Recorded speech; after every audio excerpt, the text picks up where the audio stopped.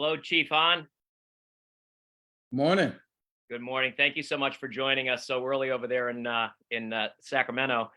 I just wanted to welcome you to our Marsy's Law interview series called "Why We Do What We Do." As you and I have discussed, we try to highlight some of the people in the victims' rights community and, by extension, law enforcement community who really advocate on behalf of victims and justice all around the country. We're so blessed to have you with us today. As is typically the case, a lot of the people who are on the Why We Do What We Do series are people who have been referred to us by other people. So it's an incredible network of people who really bless their communities with their commitment and, in your case as well, I'm going to get into this, your wisdom born through your experience. Nicole Clavo was on with us last month, who lost her son JJ to homicide. And she talked about how you were such an incredible blessing to her and what was the most awful time in her life. We'll get into that in a little bit, but thank you so much for joining us. Chief Hahn has one of the most incredible stories that I would love for him to get into in a little bit more detail, but he's a former Sacramento police chief, the first African-American police chief in the city of Sacramento. And this is the same neighborhood where he grew up. He was adopted at 3 months old to a biological mom who was white and biological dad who was black, and was adopted by a mom from Minnesota and a dad from Nebraska, and grew up in Sacramento in a really tough section of Oak Park, where the first street gang was born, Chief Hahn was telling me about. And he became the first African-American police chief in Sacramento. But prior to that, he was in Roseville in California, where he was not just the first African-American police chief, but the first African-American police officer. So he has led police departments that look and feel, literally and figuratively, a lot different, and the communities are a lot different. Those are some of the experiences he has brought to bear when he does what I think is probably the most pressing work in law enforcement these days, and in the pursuit of justice, which is to build trust between law enforcement and the communities that law enforcement serves. There are a lot of lessons. I've gotten to know Chief Hahn, and there are a lot of lessons that I've learned from him that seem very basic and very obvious. But I think if a lot of people look to Chief Hahn's example, I think their communities in the world will be a better place. So with that as a little bit of an intro, Chief Hahn, tell us a little bit about the beginning of your life. Not only did you grow up in a tough neighborhood, but you witnessed a murder yourself at the age of 9. You were arrested at the age of 16 by police officers that you, in a police force that you ended up commanding. And you also lost a family member to homicide. Can you start us out with the fact that you were adopted at 3 months old at a time when placing children, biracial children, they were the second hardest children to place at that time in the late 60s into adoptive homes. Start us with that. Yeah, before I even get on that, you mentioned Nicole Clavo. She is an example of somebody that had an unthinkable tragedy happen in their life where her son was taken from her when he was in high school. And she's turned that into where she actually helps other people. I think that's pretty amazing what she's turned her own personal tragedy into ability to help so many others. And just watching her go through that is pretty darn amazing. Like, I have 2 daughters, and I could not imagine losing one of them the way she lost JJ. So that's great that you had her on her show. I think that's a great example of somebody that can persevere through tragedy and help others. My story, I think, is a perfect example of what we need in our country today. I hear so much division in society today, whether it's law enforcement or any number of other things in society. And to think that my mom and dad, both white, both from rural, non-diverse communities, there was no Black people living in the communities that they grew up, that they eventually come to Sacramento, a very diverse city, and adopt a Black son and raised me in a very diverse community. And, I hear things like you can't, part of the problem is fathers aren't in the house, which of course everybody would love a father in the house, but my dad died when I was 5 and my mom still raised us, and did an amazing job, and she had help in the community. So they adopted me when I was 3 months old. I was raised in Oak Park, which is a very diverse community here in Sacramento, a community that is impoverished, a community that is one of the main, when I was growing up anyway, was one of the main locations where women were trafficked, in front of my house pretty much 24 hours a day. And then near the end of high school was the beginning of the crack epidemic. So that, had devastating impacts on the community that was already struggling with poverty and drugs and violence. So yeah, I witnessed my first murder when I was 9 years old, right after church. We heard my older brother and I heard some gunshots outside. We looked out the window and we watched a guy get shot multiple times and collapse in the doorway of the liquor store across the street. And so I ran down our front steps and basically stood over him. And I don't know that I realized it at the time, but watched him die. And then in middle school, my mom picked me up from school and took me to Superior Court, where I testified at about 11 years old, 12 years old, in a murder jury trial. And this was like you were at the age of 11 at the time, and you were telling me that your mom told you you'd have to wear your the church clothes to school that day because you had to testify. Yeah, and church clothes meant tie, suit and tie. So yeah, I wore that to school, and then she picked me up and took me to the courthouse. And later, when I was an adult, talking to my mom about that, she was very worried about me. I remember one time before the court case came up, she was across the street and I was at home alone, and there was a knock at the front door. So I opened the front door and there's 2 people in suits and ties. It turns out they were like DA investigators. But, as a kid, I didn't know who they were. And they asked me questions about the case. And so I answered them. I don't even remember what questions they asked. But I remember when my mom got home, I told her, hey, I told her about that some people came to the door, and she lost it. She went off on me. She was like, don't you ever answer the door. And I remember at 9 years old or 10 years old, I'm thinking, Mom is tripping. What is wrong with her? Well, what she was worried about is that because I was a witness to a murder, that somebody might want to harm me. And she didn't know who those people were. And it turns out, luckily, it was, people that were legitimately there from the DA's office. But I can still, at the time I didn't realize, but as older I realized my mom was petrified that I was going to be one of only 2 witnesses to a murder trial in the community. But she never let me know that. Like, it was my obligation to testify, and that's what we were going to do. But obviously she was very concerned. And then I was arrested at 16 for assault on an officer after my mom called the police on me. I got into an argument with my mom at lunchtime when I was in high school. I come home and I was flunking a chemistry class, and I was trying to get my mom to get me out of it. And she said what she always said to me: you're so smart, you're so talented, you just don't work hard enough, which was 100% true, but I got tired of hearing that. So I broke my sister's desk, and she said she would call the police on me. And well, she did. And the officer, didn't treat me very fondly, told me to cussed at me a little bit, told me to stand against the wall. And I just kept walking for the door, and I just decided he wasn't going to throw me against the wall anymore. And next thing I know, he threw me against the other wall and said I assaulted him. And well, I went to juvenile hall that day for assault on an officer. And luckily they didn't press charges because I never actually hit him. And my mom let me sit in there for several hours before she came to pick me up. And I've seen my mom cry a few times in my life. That was one of the times when the handcuffs were on me and I'm being walked to the squad car. I turn around and she's bawling. But when she picked me up from juvenile hall, she wasn't crying anymore. She was back to being mom. And she literally says to me, "Did I learn my lesson?" And we didn't say one word to each other all the way home, and didn't talk about it again until I was in my mid-20s.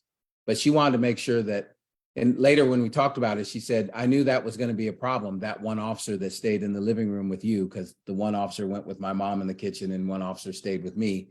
She goes, I could tell when they came in that that was going to be a problem because you were out of control, you were hyperventilating, and you were losing it, which is why I called the police. And then I could tell from his attitude that wasn't going to go over well. And she goes, and I'm like, well, why didn't you tell me that when I was 16, when you came to pick me up? She goes, if I had told you that, you would have put all the blame on the police officer and you would have got more out of control. And she goes, I wanted you to make sure that you took your responsibility too. So yeah, she was a no nonsense farm girl living in Oak Park. That's for sure.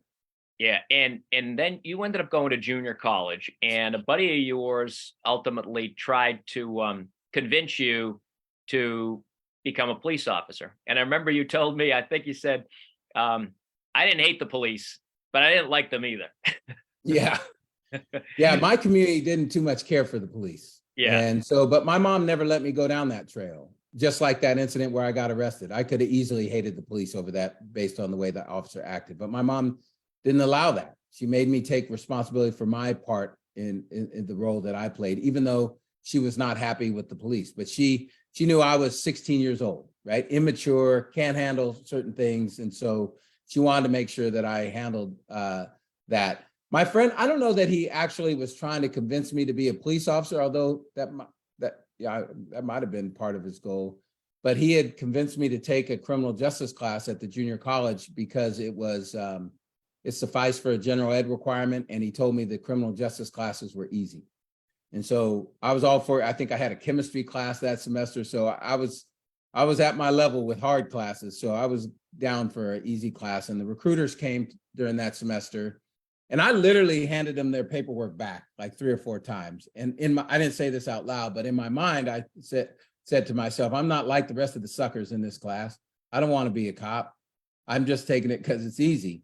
And eventually I kept the paperwork, and eventually I took the test, and eventually I called my buddy and asked him how much they get paid. And they got paid $8.14 an hour just to go to the academy, which was about $5 more an hour than I was being paid at the time. So I thought, that's great, I'll go. And my whole goal was to quit the police department once I graduated college. And eventually, about 8 years in, I was doing a lot of community work as a police officer. And I decided I can do what I love to do as a police officer that I never thought I could do. So you were crushing it as a stock boy at a clothing store at the mall, right? Making about $3 an hour, maybe? Yeah, I think I was making $3.45 an hour, something like that, as a stock boy, wannabe sales kid out on the floor, which wasn't bad money at the time. I think it was a little bit more than minimum wage, and times have changed. That's not very much money today. Yeah, so you almost tripled your pay, became a police officer, and then in your early years as a police officer, tell us a little bit about.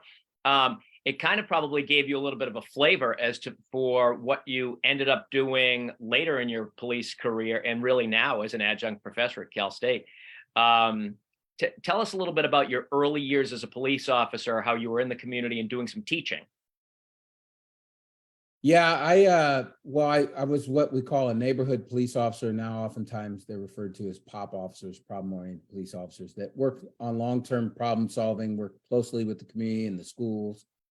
And then an opportunity came up to apply for a position to start a criminal justice academy at the local high school, which was in another very diverse, historic neighborhood, inner city neighborhood, with high crime, very, very high poverty, on the other side of town. It was the neighborhood that if you grew up in my neighborhood, you didn't go to that neighborhood. And if you grew up in that neighborhood, you didn't come to my neighborhood.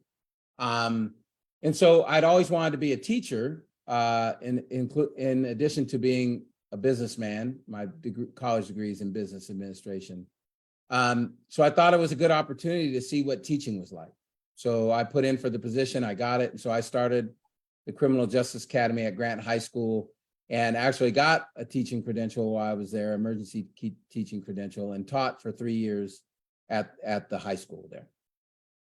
And that all goes into your career and how it came full circle when we were talking about Nicole Clavo, because Grant High School is where her son JJ was a football player, and where he was playing football had a game scheduled that night. And it goes to the trust that people in that community had for you. That wasn't just a let's meet with a police officer and or like you say, coffee with a cop. It was more of a trust that was earned over the years by your being present. And I'm going to get back to that in a little bit, but before we do that, one of the other things that you and I talked about that shaped you was in your early years as a police officer. You had a younger brother named Chris, fought in Desert Storm, and came back and started to get in with the wrong crowd. And it was the same time you were a police officer in the very same neighborhood. Could you take us back to March? I believe it was March of 1992, when there was an incident with a prostitute who was beaten up by her pimp. Yeah, so Chris is my younger brother. He's 2 years younger than me. And he, after high school, he joined the Army, he fought in Desert Storm. And Chris was a good kid. He wanted to be a veterinarian. We were the youngest in the family, so we shared a room growing up. I got in a lot more trouble than he did when we were growing up. He wasn't perfect either, but my guess is if somebody was wondering which one of us bad things would happen with, they would have probably guessed me. So while he was when he got out of the military, unfortunately, he got on a bad road and he started doing drugs and dealing drugs and just in that whole environment, lifestyle. And so I don't even know all the things he was doing, but I can only imagine being, having an addiction and to street drugs. And I know he was kind of wilding out downtown, and I was working downtown at the time. And there was a call that came out where some witnesses called in a woman that was being beat up, physically assaulted. And so I responded to the call. I was the first officer there. It was downtown Sacramento, and you could clearly see she had been in a struggle because her clothing was disheveled. She had like grass and leaves in her hair. So clearly she had been, tussled with or rolling around on the ground. So, that told me, okay, well, clearly she's been in some sort of struggle. And, when I contact her, she's saying nothing really happened, but the witnesses were standing there. And so they're like, that's not true. We watched her get beat up. And then they pointed down the street at these two guys walking basically down the middle of the street like it was no rush or anything. And they said, those are the two that beat her up. And right then, my partner arrived in his squad car, and I told him, hang with her, and I'm going to go down and contact these guys down the street. So I drove about a block and got behind them and got out of my car, and I asked them, hey, can I talk to you for a second? I need to talk about what happened down the street. And they start going off on me, telling me to screw off and all sorts of choice language. And eventually I just said to them, look, we got to talk about what happened down the street. If everything's fine, you'll be free to go. But, we've got to talk about what happened down there. And either you can come back to the squad car or I'll bring you back to the squad car. But either way, you're not going to keep walking away. And so eventually they came back. And so there was a little confrontation, but everything went fine. They got in the back car, and ultimately she didn't want to press any charges. She still claimed nothing had happened, and it was a misdemeanor. So it would have required her citizen's arrest. So my goal became to get him away from her. And it was pretty evident to me that he was probably her pimp and she was probably being trafficked. And right then, Chris, my younger brother, pulled up in his car. And so obviously somebody had called him from the community. And he's like, hey, Dan, can Skip come with me? That was the guy's name. And I said, I was already going to let him go. But I said, yeah, if you can get him away from her, I'll let him go with you. And so he did. So I did. So he left with Chris, and I sent her on her way. Back then, we didn't have a lot of resources for women being trafficked like we have now. And so I think that day, Chris had never shied away from telling people or letting it be known that his brother was a police officer. But I had never met any of his associates. I had never met any of his like Skip before. And I'd only seen Chris every once in a blue moon. It was usually when he was by himself downtown in that environment. But I think that became real that day for Skip, that Chris's brother was a police officer, because within 2 weeks of that call, both Chris and Skip had been arrested separately. And ultimately Skip kills Chris because he thinks Chris snitched on him. And I would guess he thought he snitched on him to me, which was not true. And so a call came out as a welfare check on Chris at his house.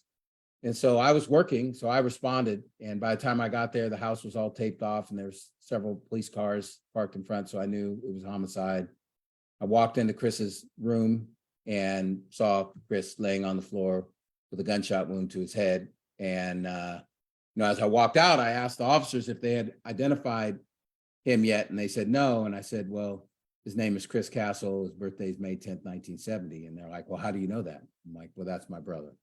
And so I immediately went to the phone and called my mom and let her know that her youngest son had been killed. And I usually say that story because a lot of times people look at folks like Chris as drug dealers, as drug users, as a problem in a community.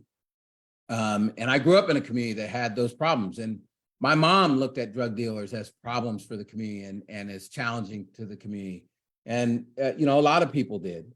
But yet my mom cried, sobbed when she heard her youngest son was killed, even though she knew he was a drug dealer. And I've thought about that a lot throughout my career and how we treat people regardless of their background, because Chris got on a bad road. If he had stayed on his original road, he'd probably be a veterinarian to this day and doing great. If we could have got him back on that road, he would have been doing great. But we ran out of time and his partner killed him. And so a whole family has to suffer through that because of drugs. And that really goes to how you have worked with victims and survivors and their families based on your life experience.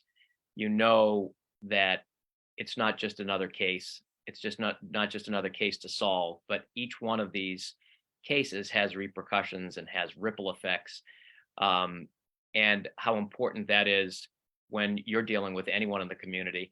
One of the things that you and I talked about too is the fact that whether it's a suspect or a victim's family, that if you're affording rights to victims, that's not taking away anything from defendants' rights or suspects' rights, but that you try to treat everybody with fairness and treat everybody as human beings. And one of the things that you emphasized to me was the way that you project yourself and the way that the people that you led projected themselves in the community, not just as robots, as you said. Tell us a little bit about how, when you were telling me about, I said, how do you build trust in a community? When you and I were talking, and you said, you would teach your officers to bring your full selves to the job, bring your whole you, and the community that you're policing, they have to know you and not the uniform. Tell us a little bit about that. Yeah, I just when I was a younger officer, I was a full believer in this is my work life and this is my personal life, and they will never cross, right? I keep that separate. You don't need to know anything about me. I don't need to know anything about you, but this is work and let's do this. But I've always been very profoundly aware that the vast majority of people, due to their circumstances, kind of has a big impact on where they go, whether they get involved in crime, whether they are very successful. And I've always been profoundly aware that had I not been adopted, there's a good chance I would have ended up in prison. Look, I ended up in juvenile hall and I was adopted by a great family. And so I just know certain things really have an impact. You change one thing about the vast majority of people that are in prison right now, and they wouldn't be in prison. You change one thing about my life and I would have been in prison, not on your show right now. And so I've always been keenly aware. There's very few like Jeffrey Dahmers of the world, if you will, right? That are just, these are bad, horrible people, and we need to keep them locked up. The vast majority of people, you just change one factor in their life and they would be in much different circumstances. So that's always kind of the way that I've looked at it. And eventually I came to realize, if you're going to trust somebody, you have to know them, right? Not just their work then, but who they are. And so I often say that, if you think about who you trust the most in your life, It's somebody that you've known over time. It's somebody that you've probably struggled with, had good times, had bad times, and they've always been there, right? They've never wavered. That, that they're your friends. If I think about the good friends of my life, there's 4 or 5 friends of mine that we've known each other since we were about 6 or 8 years old. And if one of them called me right now, we would be done with this Zoom call and I'd be on my way. And they would do that to me. But there's only about 4 or 5 of those people.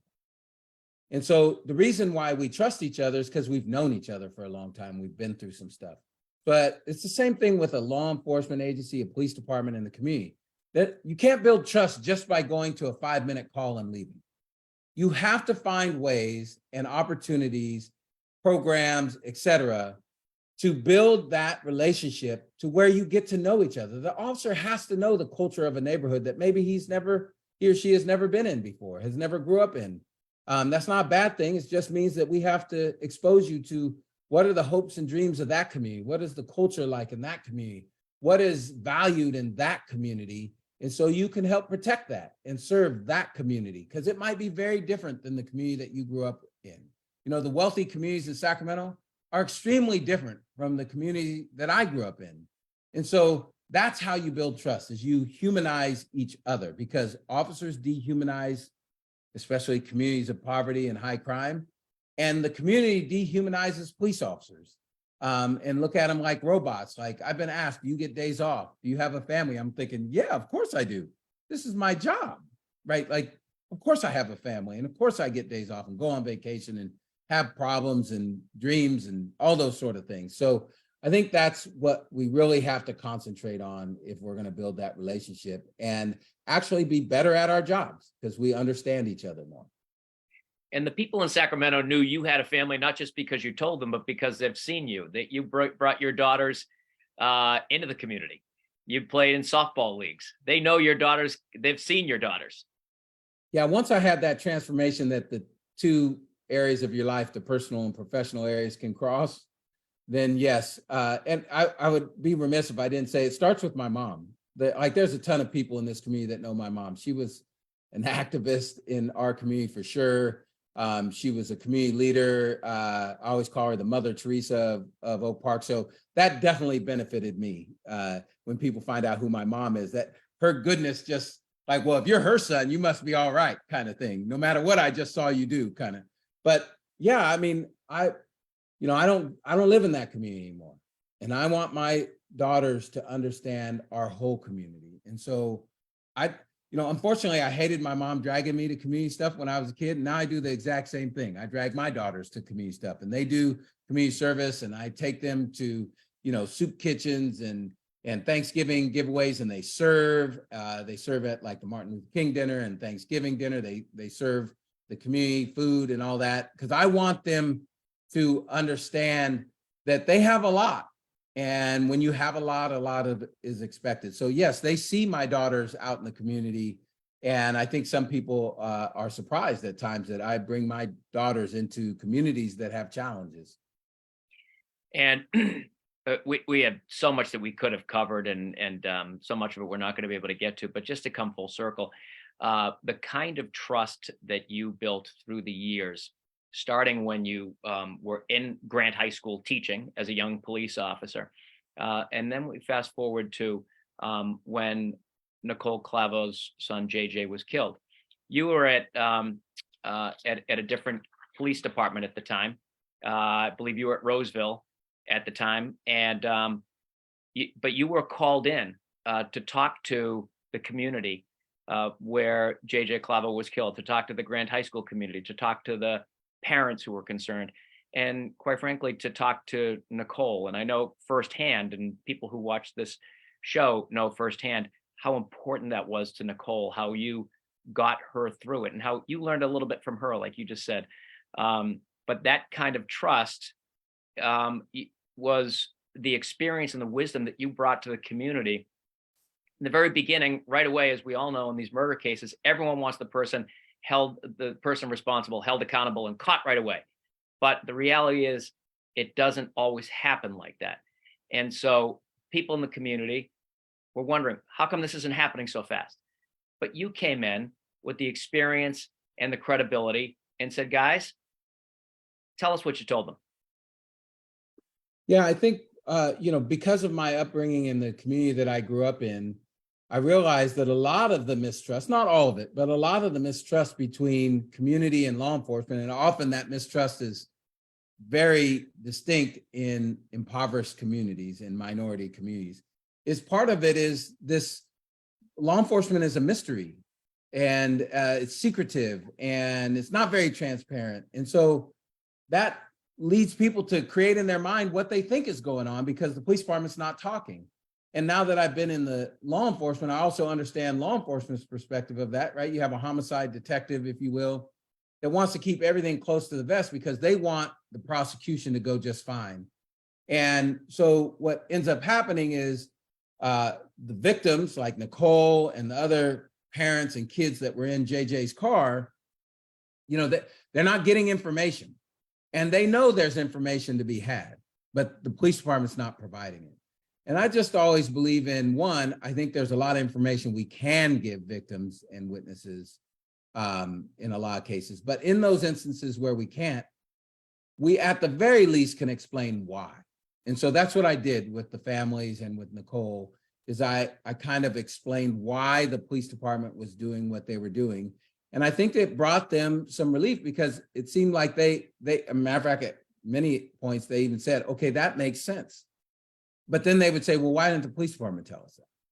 And I'm like, well, you have to understand tradition in the police department is kind of, we do our job, you guys just hang tight and we'll do this. But that doesn't take like the victim's mindset. This is the worst thing that's ever happened to Nicole Claw. And the worst thing that's ever happened to the other kids in that car and their parents.